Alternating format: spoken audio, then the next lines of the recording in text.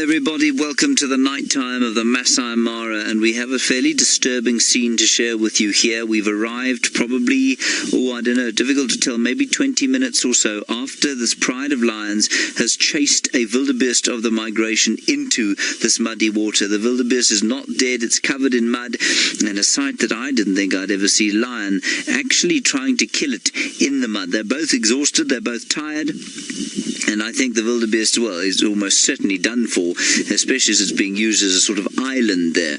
Now, this is not the normal thing that would usually bring to you on these live action broadcasts. Of course, it is the anticipation of the hunt and the actual takedown that we go for. But this is so unusual that I thought we should bring it to you here. My name is James Henry. Mine is on camera. You can send us any questions or comments that you might have. Here comes another lioness now.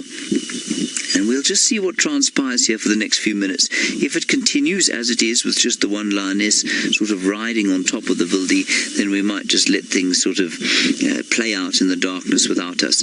But it just is a rather interesting scene of an animal like the cats here that are supposed to not enjoy the water very much. Well, you can see very clearly from the one on the right they don't. But this need to kill drives them, and it is almost irresistible to them.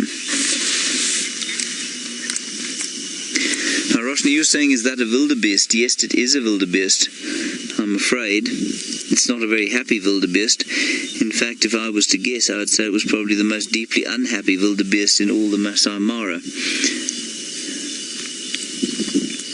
And she doesn't really know what to do. She can't pull it out. She's not strong enough to pull out a fully grown wildebeest.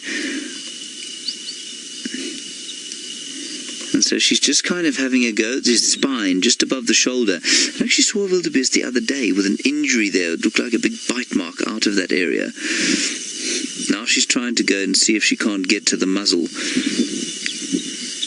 The muzzle is actually under the water. I think he keeps lifting it. I think she's pushed it under by mistake almost, with her foot there.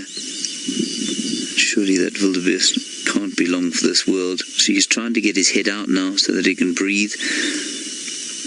And if you are a sensitive viewer, I am sorry for that.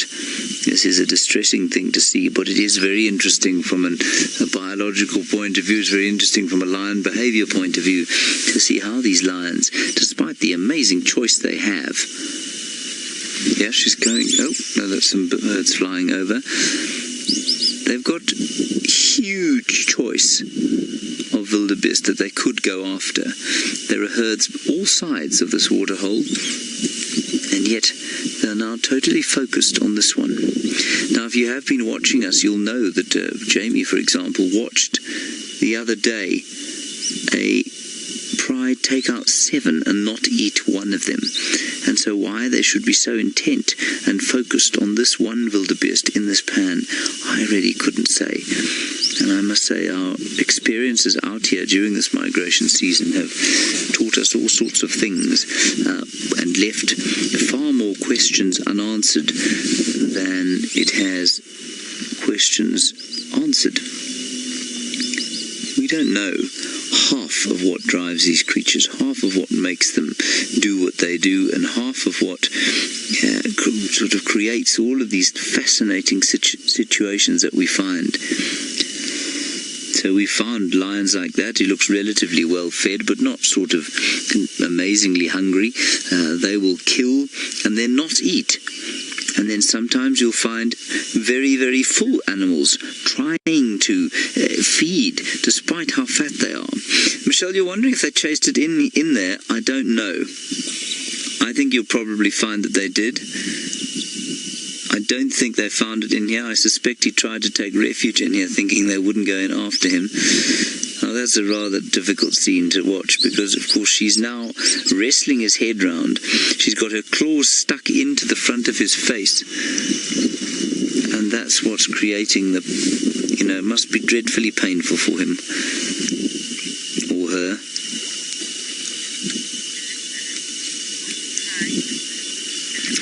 Melissa, you're wondering which pride this is. Melissa, I think it's the Egyptian goose pride. This lioness is now stalking something else, and I suspect what she's stalking is the white-faced ducks that have landed. we are filming this almost in complete darkness. In fact, I've just flicked off the last lights in case she is going to try and stalk something. It is completely dark. We're filming in infrared, so we're having absolutely no effect on their behavior.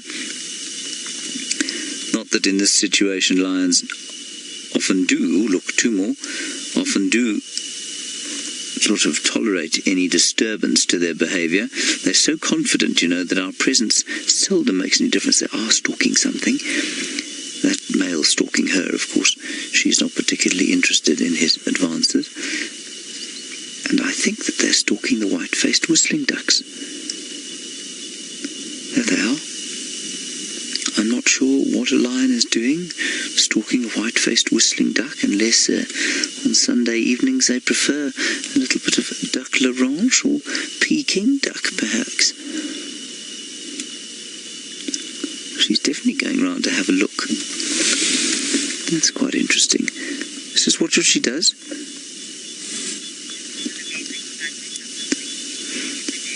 Alright, just keep going. Yeah, just keep in there, Manu. Kobe, you say this is an amazing sighting, not something you get to see every day. No, absolutely it isn't, is it? And that's why we're bringing it to you. It's not a particularly cheerful scene for a Sunday evening. So those of you who have Monday blues, here she goes. What a silly cat. And the male, of course, just deciding that he is not going to leave her alone, despite the fact that she's made it patently clear he has absolutely no interest in his advances. And now he's sort of pretending. He's pretending that he didn't really care. Let's go back to the other one, Manu, to the potential kill. I say 20 minutes ago, this could have been playing out for an hour. Quite easily. I'm not sure. That poor Wildebeest has got no chance. Oof, and I can just hear her biting now into the shoulder there.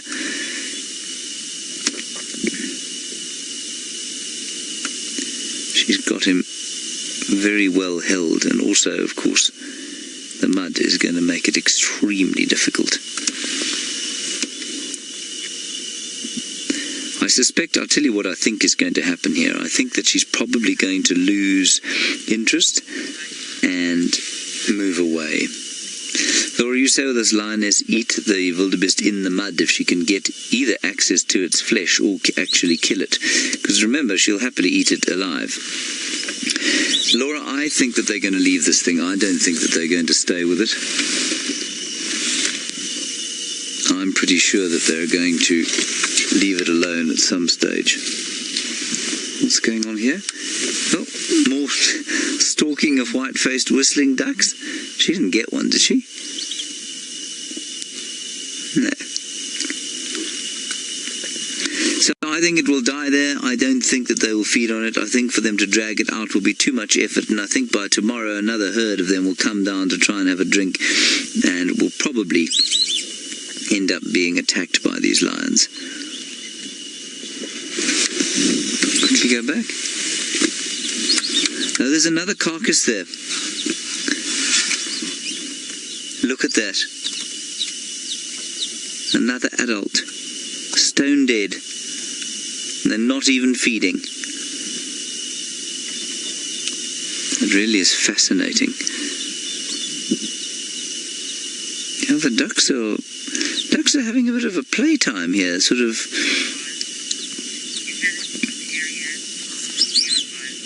Then a question from Leon Voz, all the way from deepest Moscow.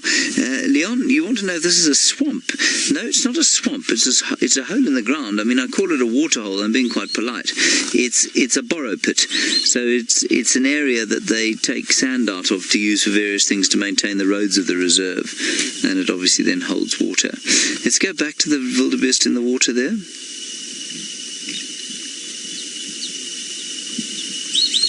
I think she's going to give up. But you can see they have a ready-made meal on the side of this pan. There is no need for her to be taking this time doing this. Rita, you want to know why the other lioness is not helping? I couldn't tell you. I'd say because she's much cleverer than the one that's in the water. There is no reason for that lioness to be there. Look at the risk she's taking.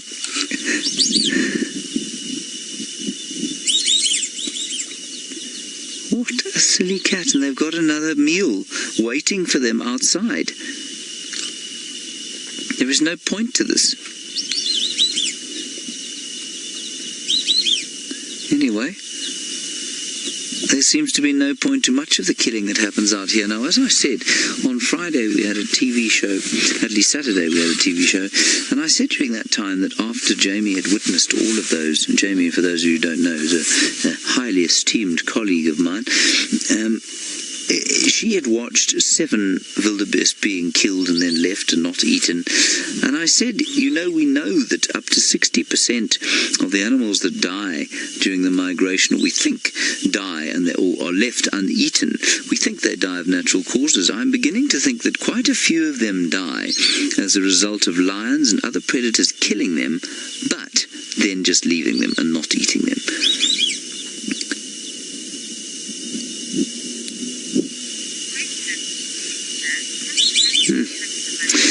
Now, Lisa, you say, could this cat get stuck in the mud herself? Yeah, I believe she probably could, but I think I've never seen a cat stuck in the mud. They're probably, I would think that they normally avoid this sort of situation, and so it's unlikely, but I would imagine it would be possible. I mean, look at her, she's very awkward, isn't she? It's no wonder she was using that wildebeest as a... There's no wonder she's using the wildebeest as an island. But interestingly, what's interesting here is that she's not going to sink nearly as much as a wildebeest will, because she's got flexibility in her shoulders, which means that she can use the full surface area of her legs, not just her feet, to get in and out. What a gormless creature. That's not very fair, of course. She's not. She's acting purely on instinct. Let's go back to the wildebeest and have a look at him. And then I think we'll probably say goodnight to you after this, because I think this is going to be a harrowing time for that poor thing.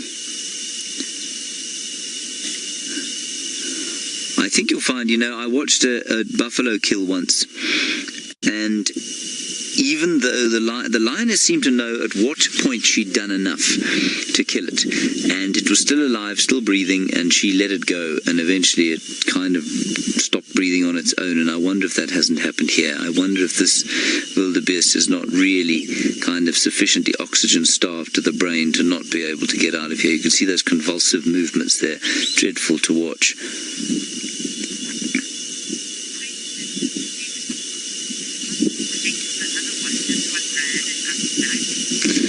Yeah, no, Stephanie, I'm sure that's exactly what happened. You said, is it possible that this one ran when they killed the other one and got stuck? Yeah, I'm sure that's what happened. Really amazing stuff. Okay, everybody, I think we're going to call this quits. I think it's becoming a little distressing for a gentle Sunday evening. We'll have one last look over the pan just to see what those lions are looking at. Oh, hang on, what they're stalking there. Look at that, just watch her. See what she does. It's probably more ducks. Might be her sister. Let's just swing to the left there, Manu. Oh, it's her sister. Muddied and befouled. Okay, we will keep you posted if anything else develops in the Mara this evening. We're going to head away from this pride. They've clearly got plenty to eat and probably not hunt again. Until next time, bye-bye.